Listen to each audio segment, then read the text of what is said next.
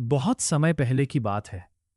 एक छोटे से गांव में गोपाल, उसकी पत्नी सीता, बूढ़ी मां सरस्वती, पिता हरिराम और छोटी बहन गौरी रहते थे। परिवार मेहनती था, लेकिन घर में हमेशा किसी न किसी बात का दुख बना रहता था। गोपाल दिन रात मेहनत करता, फिर भी पैसे नहीं टिकते थे। कभी खेती खराब हो जाती, कभी कोई बीमार पड़ जाता। बूढ़े माता पिता दवाइयों के लिए तरसते थे। छोटी बहन की शादी की चिंता अलग थी। घर में अक्सर तनाव रहता और छोटी छोटी बातों पर झगड़े होने लगे थे। सीता बहुत धार्मिक और संस्कारी थी। वो रोज भगवान का नाम लेती, लेकिन मन ही मन सोचती, हे माँ लक्ष्मी, आखिर हमारी परीक्षा कब समाप्त होगी। एक शुक्रवार की सुबह गांव में एक वृद्ध साध्वी आई। उन्होंने सीता के चेहरे की उदासी देखकर पूछा, बेटी, इतनी चिंता क्यों करती हो? सीता ने अपनी सारी परेशानियां बता दी।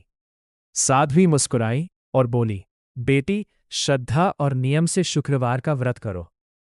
माँ लक्ष्मी स्वच्छता, प्रेम, दया और सत्य से प्रसन्न होती है। यदि मन शुद्ध हो और परिवार में सम्मान बना रहे तो उनकी कृपा अवश्य होती है। यह कहकर साध्वी चली गई। अगले शुक्रवार से सीता ने पूरे घर की सफाई की, दरवाजे पर सुंदर रंगोली बनाई, माँ लक्ष्मी के सामने घी का दीपक जलाया, कमल के फूल अर्पित किए और श्रद्धा से व्रत रखा। उसने प्रार्थना की, हे माँ लक्ष्मी, मुझे धन से पहले ऐसा मन दीजिए जिससे हमारा परिवार प्रेम और सम्मान से भरा रहे। धीरे धीरे बदला शुरू होने लगा। गोपाल को मेहनत का अच्छा फल मिलने लगा। खेतों में अच्छी फसल हुई, पुराने कर्ज उतरने लगे, लेकिन असली परीक्षा अभी बाकी थी। गोपाल के चाचा, जो हमेशा उनसे ईर्ष्या करते थे, गांव में अफवाह फैलाने लगे कि गोपाल ने गलत तरीके से पैसा कमाया है। गांव वालों ने बातें बनानी शुरू कर दी। गोपाल दुखी हो गया और बोला, अब यह सब सहन नहीं होता। सीता ने कहा, यदि हमारा मार्ग सच्चा है तो माँ लक्ष्मी हमारी रक्षा अवश्य करेंगी। उसने शुक्रवार का व्रत नहीं छोड़ा। कुछ दिनों बाद गांव में एक व्यापारी आया। उसने सबके सामने बताया कि गोपाल ने कई वर्ष पहले उसकी मदद की थी, इसलिए उसने ईमानदारी के बदले उसे बड़ा काम दिया है। तब गांव वालों को सच्चाई पता चली। जो लोग पहले ताने देते थे, वही अब सम्मान करने लगे। इसी बीच छोटी बहन गौरी के लिए एक अच्छा रिश्ता आया। लड़के वालों ने दहेज की कोई मांग नहीं की। उन्होंने कहा, हमें संस्कार चाहिए, धन नहीं। घर में खुशियां लौटने लगी। एक रात सीता को स्वप्न में माँ लक्ष्मी के दर्शन हुए। माँ ने कहा, बेटी, तुमने केवल धन नहीं मांगा, बल्कि परिवार का सुख, प्रेम और सम्मान मांगा। जो परिवार एक दूसरे का आदर करता है, वहां मैं स्वयं निवास करती हूँ।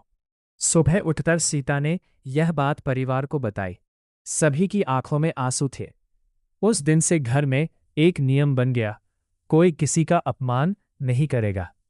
भोजन से पहले भगवान का स्मरण होगा और हर शुक्रवार श्रद्धा से माँ लक्ष्मी की पूजा होगी। समय बीतता गया। बूढ़े माता पिता स्वस्थ रहने लगे। गोपाल का व्यापार बढ़ने लगा। गौरी अपने ससुराल में सुखी रहने लगी। गांव में उस परिवार की मिसाल दी जाने लगी। एक दिन वही साध्वी फिर गांव आई।